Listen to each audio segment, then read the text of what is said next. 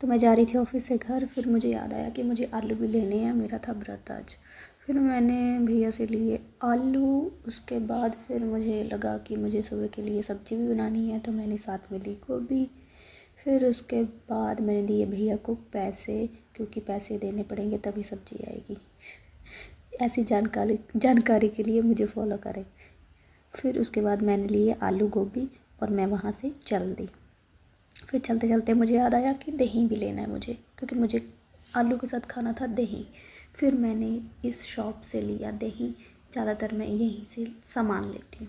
फिर उसके बाद चल पड़ी मैं घर की तरफ। फिर देखा मैंने कि रास्ता बिल्कुल बंद था, थोड़ी सी जगह थी। फिर मुझे याद आया कि मैं तो पतली हूँ।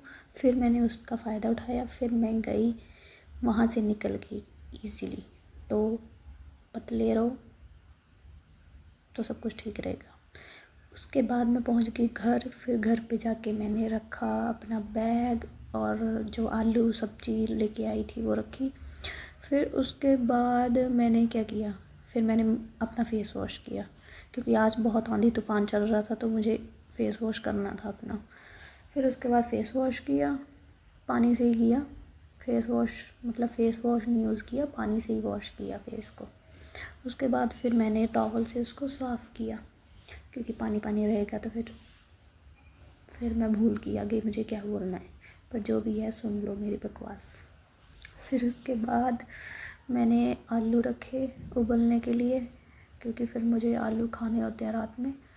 फिर मैंने आलू रखे कुकर में। उसके बाद कुकर को रख दिया गैस पे, क्योंकि गैस पे रखूँगी तभी वो बनेंगे। फिर उसके बाद क्या किया, आजा। फिर उसके बाद मैंने धोए बर्तन।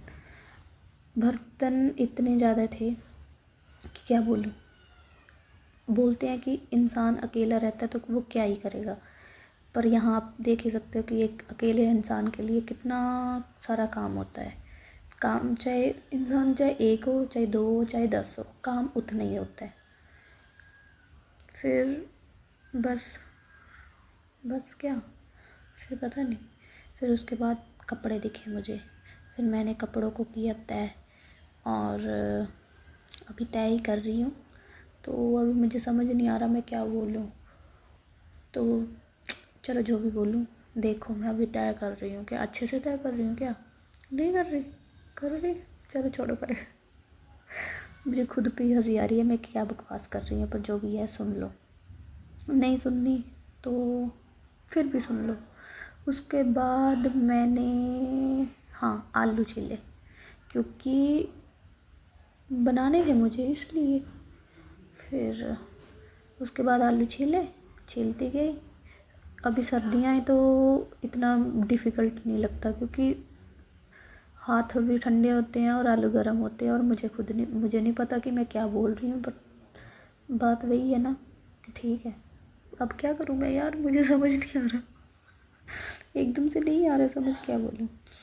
फिर उसके बाद मैंने कट किए आलू, क्योंकि आपको पता ही है कि क्यों काटे।